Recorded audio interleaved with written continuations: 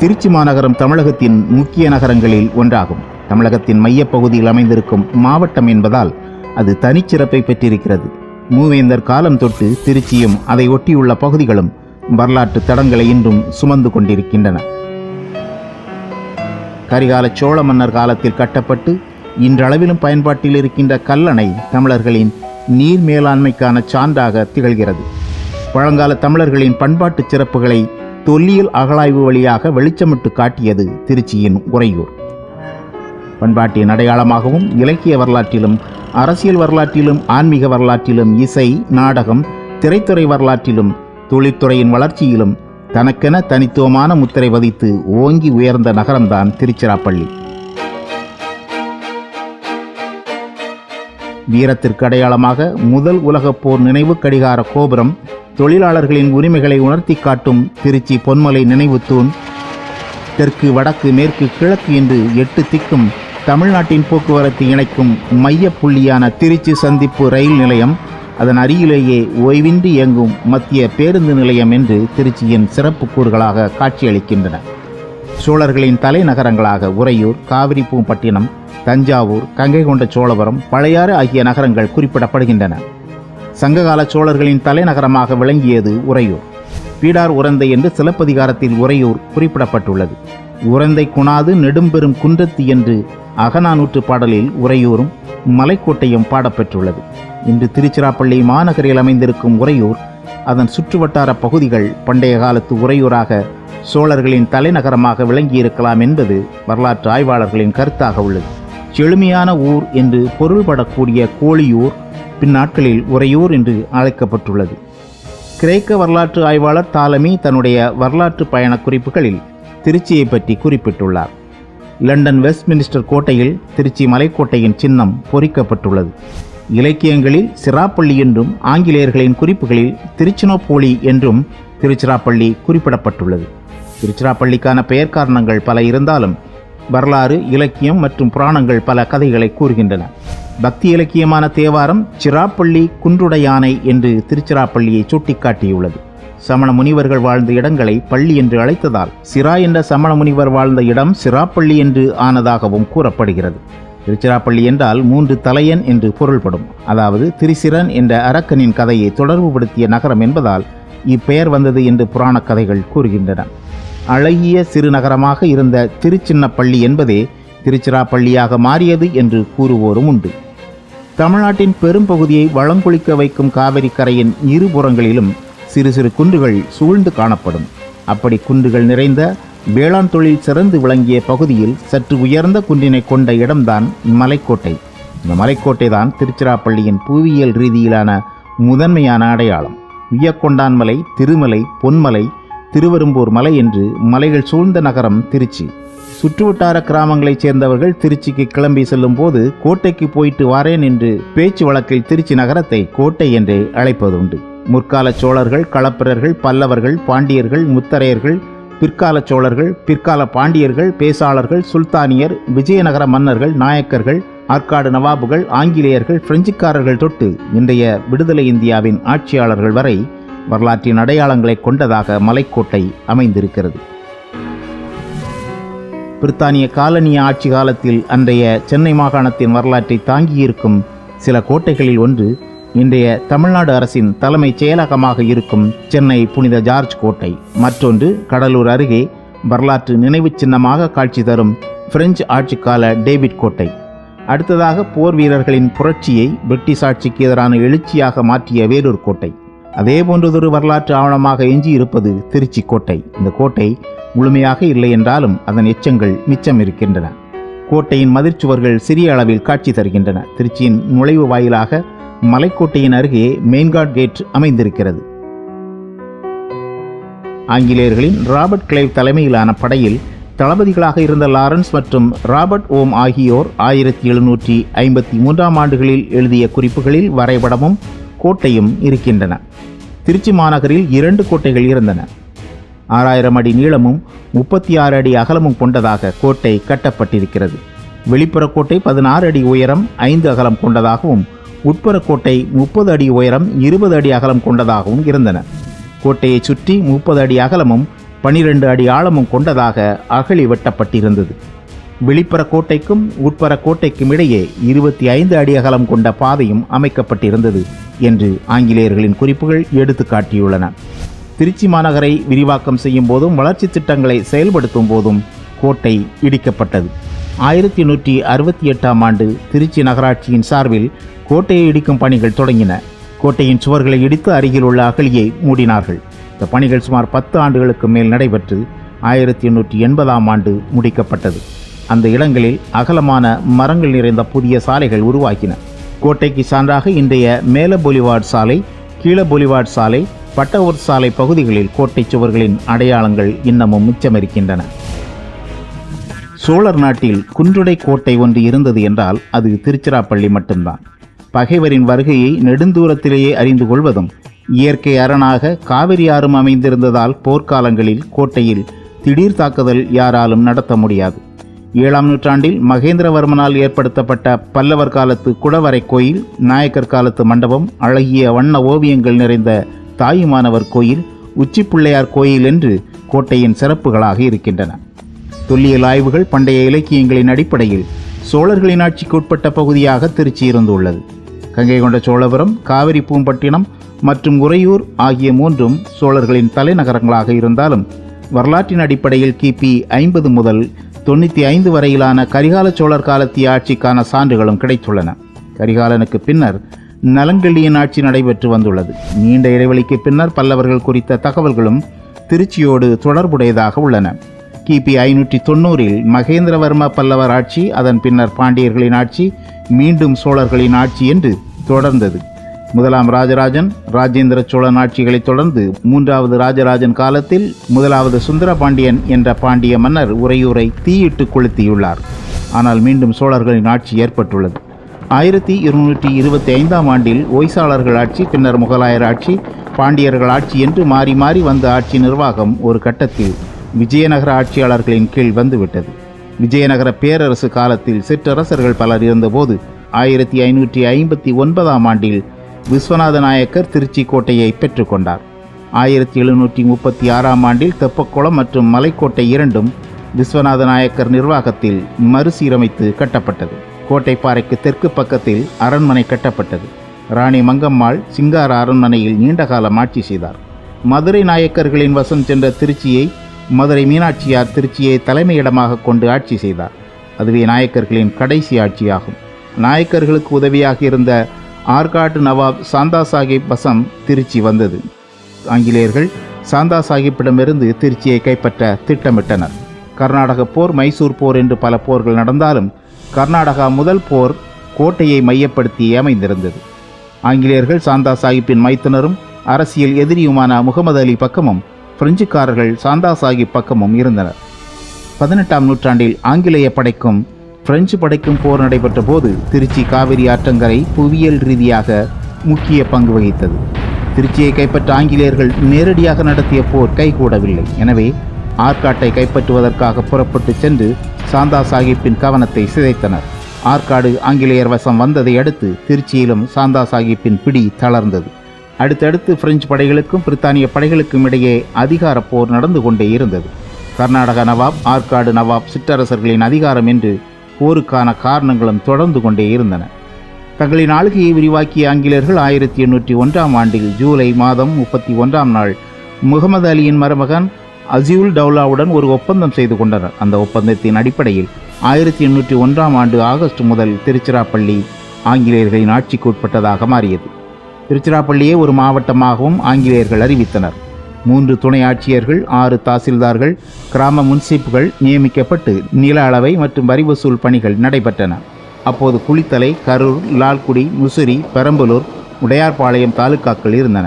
திருச்சி, திருவரங்கம், கரூர் என்று 3 நகராட்சிகள் பின்னர் உருவாக்கப்பட்டன. 1798ஆம் ஆண்டு தஞ்சாவூர் மாவட்டம் உருவாக்கப்பட்டது. திருச்சிராப்பள்ளி நகராட்சி 1866ஆம் ஆண்டில் தோற்றுவிக்கப்பட்டது. அன்றைய நகராட்சி கட்டடத்தில் தான் இன்று சிந்தாமணி மார்க்கெட் இயங்கி வருகிறது. பல திட்டங்களை செயல்படுத்திய திருச்சி நகராட்சி 1873ஆம் ஆண்டில் தற்போது அரசு தலைமை மருத்துவமனையாக இருக்கும் வைத்திய சாலையையும் அதற்கு கிழக்கு பகுதியில் மணிக்கூண்டு ஒன்றையும் அமைத்தது. 1875 ஆண்டு டிசம்பர் மாதம் திருச்சிக்கு வந்த இங்கிலாந்து இளவரசர் 7ஆம் எட்வர்ட் மன்னன் வருகையை முன்னிட்டு வளைவுச் சுவர் ஒன்றும் திருச்சியில் அமைக்கப்பட்டது. ராணி மங்கம்மாள் ஆட்சி காலத்தில் அரண்மனை தர்பாராக இருந்த இடம் டவுன் ஹாலாக மாற்றம் பெற்று தற்போது அருங்காட்சியகமாக இருக்கிறது. காவிரி கரையில் இருக்கும் அம்மா மண்டபம், பயணிகள் தங்கிச் செல்ல உருவாக்கப்பட்ட மங்கம்மா சத்திரம், மங்கம்மா சாலைகள், மங்கம்மா வாய்க்கால், பாலம் போன்றவை திருச்சியில் ராணி மங்கம்மாள் ஆட்சி காலத்தின் அடையாளங்களாக இருக்கின்றன. திருச்சி கண்டோன்மெண்ட் என்பது பிரெஞ்சு ஆட்சியாளர்களின் அடையாளமாக இருக்கிறது. கண்டோன்மெண்ட் என்பது பிரெஞ்சு மொழியாகும். கர்நாடக போர்களின் போது பிரெஞ்சு படை வீரர்கள் தங்கியிருந்த இடம் இப்போதும் அப்படியே அழைக்கப்படுகிறது. அக்காலத்தில் மன்னர்கள் தங்களுடைய பொக்கிஷங்களை பாதுகாத்திட கோயில்களையே கோட்டைகள் போன்று உருவாக்கினார்கள். காவிரி, கொள்ளிடம் பேராறுகளுக்கு நடுவே ஆற்றுடை தீவு போன்ற பகுதியில் இயற்கை பாதுகாப்பு அரண்களோடு கட்டப்பட்டது திருவரங்கம் கோயில். தென்னிந்தியாவில் விசாலமான பரப்பளவில் இக்கோயில் கட்டப்பட்டிருக்கும்.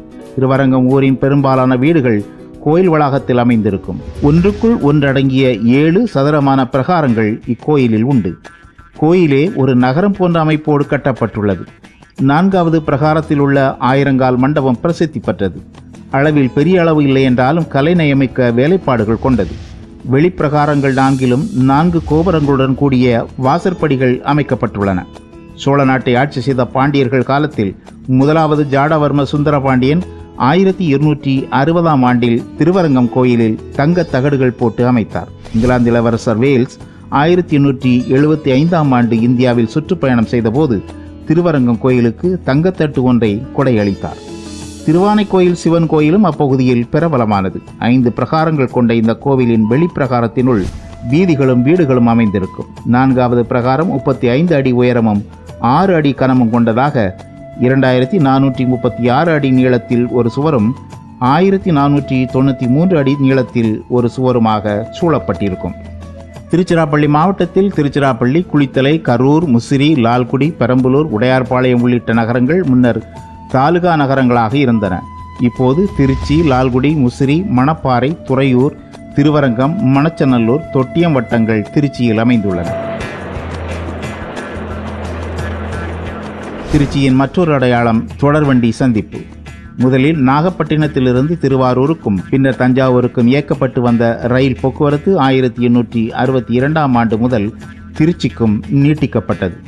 1862ஆம் ஆண்டில் தஞ்சாவூரிலிருந்து திருச்சிராப்பள்ளி சந்திப்பு வழியாக கோட்டை வரைக்கும் ரயில் பாதை அமைக்கப்பட்டது. 1866இல் கோட்டையிலிருந்து கரூர் வரையிலும், 1875இல் திருச்சி சந்திப்பிலிருந்து மதுரை வரையிலும் என்று ரயில்கள் செல்லும் இருப்பு பாதைகள் நீட்டிக்கப்பட்டன. திருச்சிராப்பள்ளி சந்திப்பு ரயில் நிலையத்தை உருவாக்கி தொடர்புகளை ஏற்படுத்தினர். தென்னிந்திய ரயில்வேயின் தலைமையிடமாக திருச்சி மாறியது. மண்டல ரயில்வே மேலாளர் அலுவலகம் 1865இல் கட்டப்பட்டது. 2ஆம் உலகப் போர் நடைபெற்ற போது ஆயுதங்களை சேமித்து வைக்கும் வெடிமருந்து கிடங்காக இருந்த இந்த சுரங்க அறை பின்னர் வாசக சாலையாக மாற்றப்பட்டது. ரயில் பெட்டி பராமரிப்பு, சரக்கு பெட்டி தயாரிப்பு, நீராவி என்ஜின் தயாரிப்பு ஆகிய பணிகளை பொன்மலை ரயில்வே பணிமனையிலிருந்து 1928 ஜனவரி 16 முதல் செய்து வருகிறது. தமிழ்நாட்டின் மிகப்பெரிய தொழிலாளர் குடியிருப்பாக 210 ஏக்கர் பரப்பில் பொன்மலை ரயில்வே காலனி உருவாக்கப்பட்டது. 1946ஆம் ஆண்டு மே 5ஆம் நாள் இந்தியா முழுவதும் நடைபெற்று வந்த தொழிலாளர்கள் போராட்டத்தின் போது திருச்சி பொன்மலையில் துப்பாக்கிச் சூடு நடத்தப்பட்டது. ஆங்கிலேய அரசின் ஆரிசன் தலைமையிலான மலபார் காவல்துறை நடத்திய இந்த துப்பாக்கிச் சூட்டில் கிருஷ்ணமூர்த்தி, ராஜு, ராமச்சந்திரன், தியாகராஜன், தங்கவேலு ஆகிய 5 பேர் உயிரிழந்தார்கள். இந்தியாவில் முதலாக தொடங்கப்பட்ட 6 வானொலி நிலையங்களில் ஒன்றான திருச்சிராப்பள்ளி வானொலி நிலையத்தை 1939ஆம் ஆண்டு மே 16இல் அன்றைய சென்னை மாகாண முதலமைச்சர் ராஜாஜி தொடங்கி வைத்தார். சின்னையா பிள்ளை சத்திரம் என்ற இடத்தின் அருகே 1979ஆம் ஆண்டில் கட்டப்பட்ட பேருந்து நிலையம் இப்போதும் சத்திரம் பேருந்து நிலையமாக இயங்கி வருகிறது. வெளியூர் பேருந்துகள் மத்திய பேருந்து நிலையத்திலிருந்து இயங்குகின்றன. தமிழ்நாட்டில் கட்டப்பட்ட முதல் பள்ளிவாசல் என்ற பெருமையோடு இருக்கிறது கல்லால் கட்டப்பட்ட திருச்சி கல்லுப்பள்ளி பள்ளிவாசல். இதற்கு சான்றாக அரேபிய லிபியில் எழுதப்பட்ட 7ஆம் நூற்றாண்டு கல்வெட்டு பள்ளிவாசல் முகப்பில் பெருங்கல்லில் பொறிக்கப்பட்டுள்ளது. 1895ஆம் ஆண்டு புனித ஜோசப் கல்லூரி வளாகத்தில் கோத்திக் கட்டடக்கலையில் கட்டப்பட்ட புனித லூர்து தேவாலயம் 100 ஆண்டு கால பெருமை மிக்கது. திருச்சிராப்பள்ளியின் BHEL கனரக தொழில் தமிழ்நாட்டின் முதல் பெரிய தொழிற்சாலை என்றே கூறலாம். வேளாண்மை, கைத்தறி நெசவு, சிமெண்ட் உற்பத்தி, ரயில்வே தொழிற்கூடம், சர்க்கரை ஆலைகள், பாய்லர் பிளான்ட், துப்பாக்கி தொழிற்சாலை உள்ளிட்ட தொழில் வளமிக்க மாவட்டமாகவும் திருச்சி அமைந்திருக்கிறது. தமிழில் வெளியான பெண்களுக்கான முதன்மை இதழாக அமிழ்தவசனி 1860ஆம் ஆண்டில் திருச்சிராப்பள்ளியிலிருந்து வெளியானது. தமிழில் வெளியான முதல் சிறுகதை என்று அறியப்படும் குளத்தங்கரை அரசமரம் என்ற சிறுகதையை எழுதிய வ.வே.சு. ஐயர் பிறந்தது திருச்சிதான். இந்திய திரைப்பட வரலாற்றில் நகரும் திரைப்படங்களை தமிழ் கூறும் நல்லுலகத்திற்கு அறிமுகப்படுத்திய சாமிக்கண்ணு வின்சென்ட் தனது திரைப்பணிகளை திருச்சி பொன்மலை ரயில்வே பணிமனையில் இருந்து தொடங்கினார். 19ஆம் நூற்றாண்டின் இறுதியில் திருச்சியிலிருந்து உற்பத்தி செய்யப்பட்ட சுருட்டு உலக புகழ் பெற்றிருந்தது. திண்டுக்கல் பகுதியிலிருந்து பயிராகும் புகையிலை மூலம் உற்பத்தி செய்யப்பட்ட சுருட்டு திருச்சினாப்போலி சிகர் என்ற பெயரில் உலகமெங்கும் ஏற்றுமதியாகின. பிரித்தானிய பிரதமர் வின்ஸ்டன் சர்ச்சில் திருச்சினாப்போலி சுருட்டை விரும்பி புகைத்தார். ஆங்கில இலக்கியங்கள் பலவற்றிலும் கதை மாந்தர்கள் திருச்சினாப்போலி சுருட்டை புகைத்தார்கள் என்று குறிப்பிடப்பட்டிருக்கின்றன. பிரபல படைப்பாளி ஆல்ஃபிரட் ஹிச்காக்கின் தி லேடி வேனிஷஸ் என்ற திரைப்படத்திலும் திருச்சினாப்போலி சுருட்டு இடம்பெற்றிருந்தது. ஆட்சி மொழியான தமிழ் மொழியை அலுவல் மொழியாக மாற்றிய திருச்சி நகராட்சியின் ஆளுமை ஆட்சி மொழி காவலர் என்று அழைக்கப்படும் கி. ராமலிங்கனார் இந்திய விடுதலை போரில் பங்கேற்றதால் அந்தமான் சிறைக்கு நாடு கடத்தப்பட்ட ஒரே தொழிலாளி பெருமாள் ஆகியோரும் திருச்சியை சார்ந்தவர்களே. எழுத்தாளர் கல்கி தேசிய பள்ளியில் படித்த காலத்தில் சுத்தானந்த பாரதியோடு சேர்ந்து சிறையும் சென்றார். சிறையில் இருக்கும்போது விமலா என்ற தனது முதல் குறுநாவலை எழுதினார். மறைந்த முதல்வர் ஜெயலலிதா பிறந்து வளர்ந்த ஊர் திருச்சி திருவரங்கம். நோபல் பரிசு பெற்ற சர் சி.வி. ராமன் பிறந்த மாவட்டம். அறிவியல் எழுத்தாளர் சுஜாதா, திரைப்பட கவிஞர் வாலி, இசைக்கலைஞர் லால்குடி ஜெயராமன் உள்ளிட்டோர் திருச்சியை சேர்ந்தவர்கள். அரசியல் வரலாற்றிலும் திருச்சிக்கு தனித்துவமான இடம் உண்டு. விடுதலை போராட்ட காலத்தில் பலமுறை திருச்சிக்கு வந்த மகாத்மா காந்தியடிகள் வேதாரண்யத்தில் உப்பு சத்தியாகிரகம் நடந்தபோது திருச்சியில்தான் தங்கியிருந்தார். காந்தியடிகள் தங்கிய TSS ராஜன் வீடு தற்போது போஸ்டல் டெப்போவாக இருக்கிறது. 1920ஆம் ஆண்டில் திருச்சி பாலக்கரையில் மிகப்பெரிய ஊர்வலம் நடத்தப்பட்டு டவுன்ஹாலின் எதிரில் உள்ள பெரிய மைதானமான சவுக் என்ற இடத்தில் காந்தியடிகள் தலைமையில் பொதுக்கூட்டம் நடைபெற்றது. திருச்சியில் வாரச்சந்தையாக செயல்பட்டு கொண்டிருந்த இடத்தில் நகராட்சியின் சார்பாக நிரந்தர சந்தை உருவாக்கப்பட்ட போது அதற்கு காந்தி மார்க்கெட் என்று பெயர் வைத்தனர். தனது பெயரிலான அந்த சந்தையை காந்தியடிகளே திருச்சியில் தொடங்கி வைத்தார். திருச்சி பொன்மலை ரயில்வே தொழிற்சங்கத்தையும் காந்தியடிகள் கொடியேற்றி தொடங்கினார். திருச்சிராப்பள்ளியின் மற்றொரு சிறப்பு கல்வி நிலையங்கள் நிறைந்த நகரமாகவும் விளங்கி வருவதுதான். National College, Saint Joseph's College, Bishop Heber College ஆகியன ஆங்கிலேயர் ஆட்சி காலத்திலேயே உருவான கல்லூரிகள் ஆகும். பாரதிதாசன் பல்கலைக்கழகம், இந்திய மேலாண்மை கல்வி நிறுவனங்கள், தேசிய வாழை ஆய்வு நிறுவனம், திருச்சி அரசு மருத்துவக் கல்லூரி, பெரியார் ஈவேரா அரசு கலைக்கல்லூரி, தேசிய தொழில்நுட்ப நிறுவனம், கலைக்காவிரி நாட்டிய கல்லூரி, ஜமால் முகமது உள்ளிட்ட கல்லூரிகள் பின்னாட்களில் உருவானவை. திராவிட முன்னேற்றக் கழகத்தின் 2வது மாநில மாநாடு திருச்சியில் நடைபெற்ற போதுதான் தேர்தலில் போட்டியிடுகின்ற முடிவை தலைவர்கள் மாநாட்டு தீர்மானமாக நிறைவேற்றினார்கள். அண்ணா காலத்திற்கு பிறகு கருணாநிதியும் அதன் பிறகு அண்ணா திராவிட முன்னேற்றக் கழகத்தை தொடங்கிய MG ராமச்சந்திரன் 2வது மாநில மாநாட்டை திருச்சியில் நடத்தி தேர்தல் களம் புகுந்தார். திருச்சியை தமிழ்நாட்டின் 2வது தலைநகரமாக மாற்ற வேண்டும் என்று முன்மொழிந்தார். எம்ஜிஆர் பெயரில் பதிவு செய்யப்பட்ட வீடு திருச்சியிலும் உள்ளது. காவிரியாறு, ஐயாறு, அமராவதி, நொய்யாறு, மருதையாறு, வெள்ளாறு, குடமுருட்டியாறு, அரசலாறு, சின்னாறு, வெண்ணாறு, உய்யக்கொண்டானாறு போன்ற ஆறுகள் திருச்சி மாவட்டத்தை வளங்குளிக்க வைக்கின்றன. நீர்வீழ்ச்சிகள், மலைப்பாதைகள், பசுமை சூழ்ந்த பச்சைமலை, புளியஞ்சோலை நீர்வீழ்ச்சி, பெல் நிறுவனத்தில் உள்ள மான் பூங்கா, கொள்ளிடம் கரையில் வண்ணத்து பூச்சி பூங்கா, முக்கொம்பு சுற்றுலா தளம் உள்ளிட்ட இயற்கை வளமிக்க பகுதிகள் திருச்சி மக்களின் பொழுதுபோக்கும் தளங்களாக இருக்கின்றன. காரேறும் கோபுரமும், தேரேறும் வீதிகளும், நீரேறும் ஆறுகளும், கதிரேறும் சோலைகளும் கொண்ட திருச்சிராப்பள்ளி பார்வோற்றும் பெருமைகளோடு வளர்ந்து கொண்டிருக்கிறது.